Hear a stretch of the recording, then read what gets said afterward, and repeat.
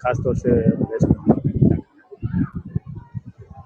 देखिए, 5 विधानसभा है जिसको मीडिया ने बड़ा रिपोर्ट किया है, मैं उसको रिटेट कर रहा हूँ। समरसरगंज है जिसमें 55% मुसलमानों के नाम एजुकेशन लिस्ट में है।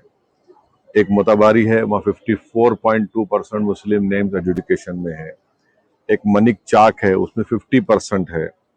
एक बहरामपुर है, वहाँ 61.6% मुस्लिम नेम्स जो एजुकेशन लिस्ट में है।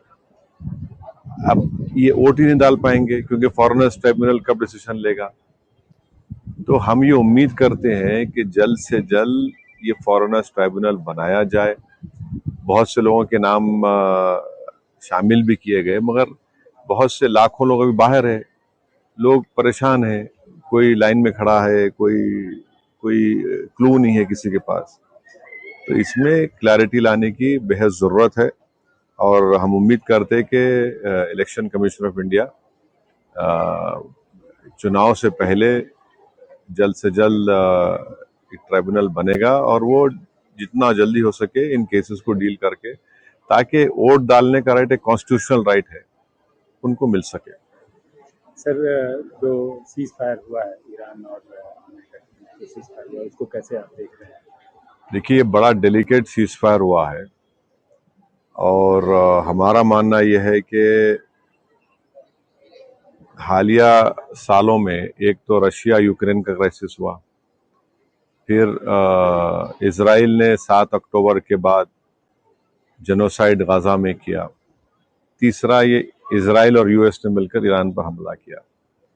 इन तीनों को आप देखेंगे तो भारत एक ग्लोबल साउथ की एक बहुत बड़ी आवाज है और भारत हमेशा सबसे ताल्लुकात अच्छे रखकर भी जहां पर अमन की बात आती थी वो एक तारीखी रोल हमने अदा करते आए हैं। मगर मैं फिर से इस बात को दोहरा रहा हूं कि प्रधानमंत्री का इजराइल का दौरा, उसका टाइमिंग बहुत गलत था। और चौथी बात यह है कि ये आप देख लीजिए कि इनको रिव्यू करना पड़ेगा। हम तो हमेशा इम्पार्शियल रहे और हम में इतनी एबिलिटी थी कि हम दो मुमालिक अगर जंग कर रहे तो उनको बिठाकर हम बात कराते थे बगैर किसी का साइड लिए। तो ये हमको लगता है कि नरेंद्र मोदी की सरकार को ये स्टॉक टेकिंग करना पड़ेगा, रिव्यू करना पड़ेगा कि आखिर क्या वजह है कि एक पड़ोसी मुल्क जहां से हमेशा हमको तंग किया जाता है टेररिस्ट को भिजाकर डिस्टेबलाइज करने के लिए, तो ये बहुत ज़रूरी है कि ये देखें भाई ये ईरान तो हमसे बड़ा करीब रहा है, ज़्यादा तो हमको तकलीफ हो रही है। स्ट्रेट ऑफ हॉर्मुज है, वहां से नहीं आ रहे हैं, गैस नहीं आ रहा हमारे पास। तो सीजफायर हुआ है तो उम्मीद करते हैं कि जो एनर्जी क्राइसिस आज देश में है वो उसमें कमी आएगी। मगर एक स्टॉक टेकिंग और रिव्यू करने की जरूरत है मोदी सरकार को कि आखिर भारत वो रोल क्यों अदा नहीं कर सका जो तारीखी तौर पर हम अदा करते आए हैं। और प्रधानमंत्री क्यों गए इजराइल को, और जबकि नेतन्याहू को भारत आना था, वहां पर प्रधानमंत्री जाकर जो मैसेज गया है कि हम उनके साथ खड़े हैं। फिर बाद में हमला हुआ, उसके 5 दिन के बाद हम लोग कंडोलेंस दिए। तो ये सब चीजों का उम्मीद कर दे कि ये सरकार इसका रिव्यू करेगी, स्टॉक टेकिंग करेगी, आखिर ये क्यों हो रहा है। देखिए, अगर आप देश को बोलेंगे कि 3 घंटे की पिक्चर देख के खुश हो जाओ तो फिर ये तो फॉरेन पॉलिसी नहीं है। जो बीजेपी एक पिक्चर को प्रमोट कर रही है फॉरेन पॉलिसी के तौर पर, ये फॉरेन पॉलिसी होगी आपकी? ये आपकी इंटरनल सिक्योरिटी और एक्सटर्नल थ्रेट को रोकने की पॉलिसी? पिक्चर देखो और खुश हो जाओ।